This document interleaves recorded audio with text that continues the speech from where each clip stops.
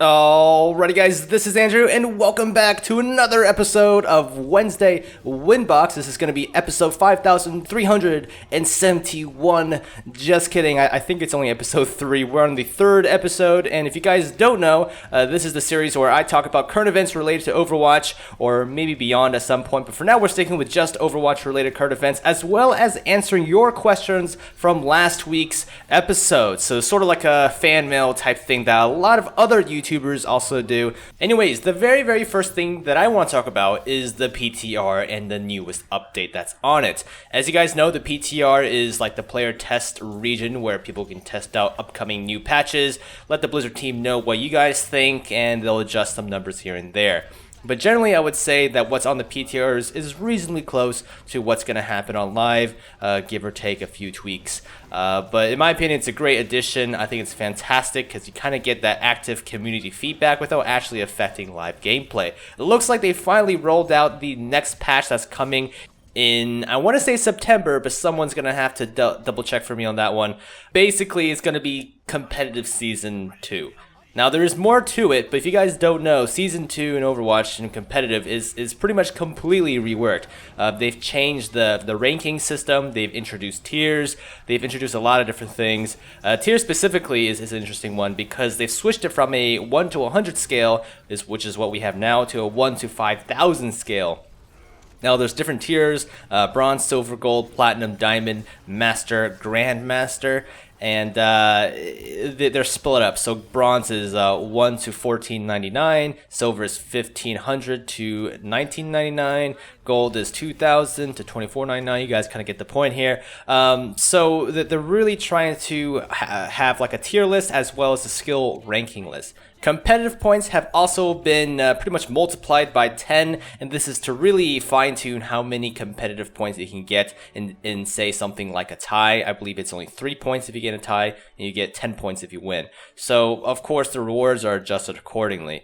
There's a bunch of other stuff that you guys can kind of read on your own. A lot of this is old news because they've been kind of hinting at this kind of stuff for a while. So, I'm going to skip over this really quick. But if you guys want to read up on all the details that's changing competitive, I'll link the patch notes down in the description below. But what's more interesting to me is the upcoming hero balance changes. This is juicy. Overall, just kind of reading through it, I'm pretty happy with these changes. Now, I haven't been able to play on the PTR, but just kind of reading through these, I'm generally pretty happy about this. I'll give you guys an example. Like Hanzo, Hanzo needed a buff, guys. And it looks like they've really addressed some of his issues, like his arrow speed. They've increased the speed at which the arrows travel by 30%.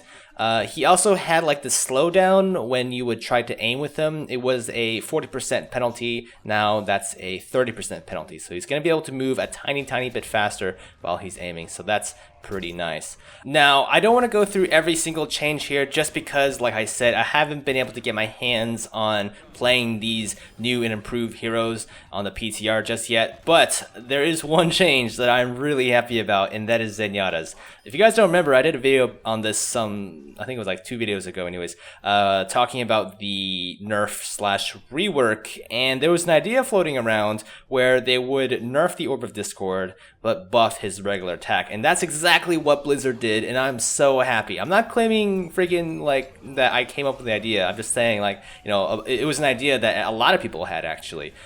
So the numbers are this. Right now it's at 50% on the Orb of Discord. They nerfed it down to 30. However, the Orb of Destruction damage has been increased from 40 to 46. This is fantastic, guys. I am so happy about this change because, you know, you still have Zenyatta's damage, you just don't have that Orb of Discord that the entire team can benefit off of. I mean, okay, they can still benefit off of, it's just not nearly as crazy as it was. So, yeah, I think this is a very fair change. Now, there's other stuff like Genji getting nerfed to hell. His freaking mobility has been shot in the leg. He can't do double jumps off wall climbs anymore. He can't melee animation cancel into Swift Strike anymore. And his Dragon Blade was reduced the duration from 8 seconds to 6 seconds. I think this may be a little too much, like all these different changes combined together. But again, I haven't been able to play the new Genji, so I don't know. I mean, I just kind of looking at it, I don't know. What do you guys think? I think this may be a little too much, but we'll have to see. But enough of the patch notes, guys. I will link the full notes down in the description for you guys to read in depth. I'll talk more about it in a future video. But let's move on to the next piece of news, and that is Overwatch will have a free trial. Well, it certainly seems that way. It looks like people have figured out some strings in the files that kind of hint towards this feature being implemented in the future. I'll go ahead and read some of the things they found for you guys right now. One of them said, "Sorry, the Overwatch free trial is not available at this time," and another one was like, "Group members using trial cannot enter competitive play." The last one, actually, I'm not gonna lie, I'm pretty happy about. The next thing I want to talk about would be that the new map, Eichenwalde, I think people are correcting me in the last video saying it's Eichenwalde. I don't mind saying Eichenwalde. It's just that in the Athena leaked audio, she pronounced that as Eichenwalde. So I don't know, one or the other. I don't really know how to pronounce it anymore. We're gonna have to see what how Athena pronounces it once the map comes out. It looks like Stylosa, another YouTuber, was able to play this map over at Gamescom. Now he did a whole video on it. It's kind of top ranking on the Overwatch subreddit right now, so I'm assuming a lot of you guys have already seen it, but if you guys haven't, I'll go ahead and link the full video down in the description. I'm just going to show you kind of snippets here so you kind of get an idea of what you're clicking to.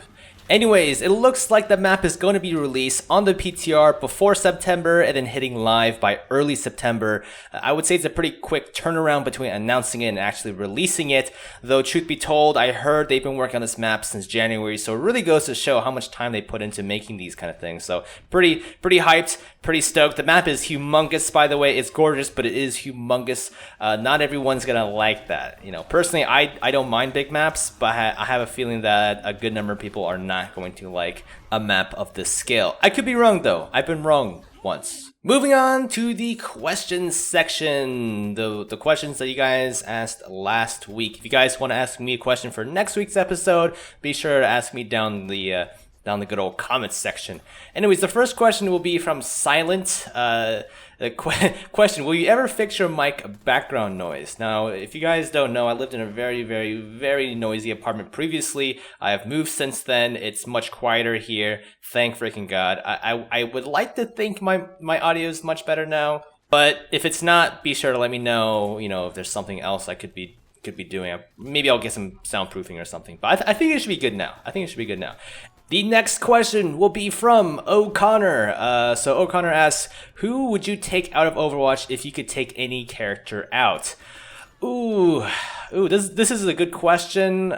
Honestly, I like them all. I think they all fill a certain niche, but they're definitely characters that I would be fine with never ever playing. One of them for me is Harambe, aka Winston. Oh my god, Winston is so boring. I'm sorry guys. I'm sorry for all the Winston mains out there, but I feel like that he needs a buff, he needs a rework or something. Just something to make him feel a little bit more dynamic. Because right now he's kind of like a meat shield that can feel a little monotonous to play. I don't know, maybe you guys disagree with me, but for me, Winston is not really up my alley. So if I could answer the question as if there's one hero that I would be fine with never playing, that'd be Winston. Do I think he needs to be removed? Definitely not. He definitely fills like that counter Genji tank type role that we really need, actually. It's just I wish they made him a little bit more interesting, but that's just me. All right, next question is from Daniel Harness, and he asks, which is your favorite Pokemon? Well, for me, I'm a little more old school. I love the first 150. You know what? I'll take Gen 2. Gen 2 is also pretty fun. So my favorite will have to be Dragonite. I love that guy. I love his design. I also like Typhlosion a lot. He was my first Pokemon ever, like when I was playing Silver. So he gets a spot. Scyther's also up there, as well as Scizor. Man, there's just a bunch of awesome Pokemon. I think the design of the original, or at least earlier Pokemon generations, the design was just way better. I mean, for fuck's sakes, guys, you have keys with eyes now. Oh my god, and ice cream cones with eyes. What has this world come to? But anyways, yeah, there's my little list. Oh, and I like Togekiss. Togekiss is good too. Or maybe it's Togekiss. Yeah, I think it was Togekiss. Alright, yeah. Wow, it's been a while. It's been a minute, guys. It's been a minute. Alright, guys. I think that's just about it for the questions. Wrapping this video up is going to be the win of the week.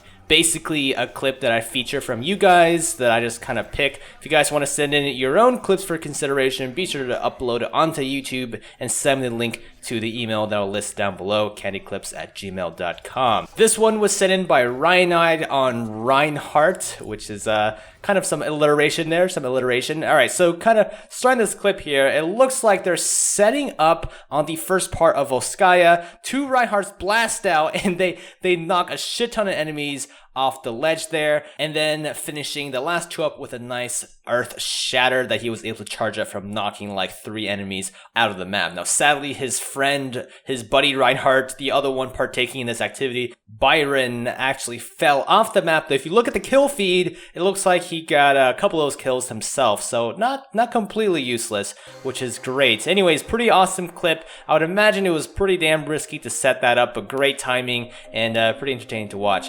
Anyways, guys, that just about wraps it up for today. Hope you guys found this video entertaining or at least informative, and until next time, guys, I'll see you around.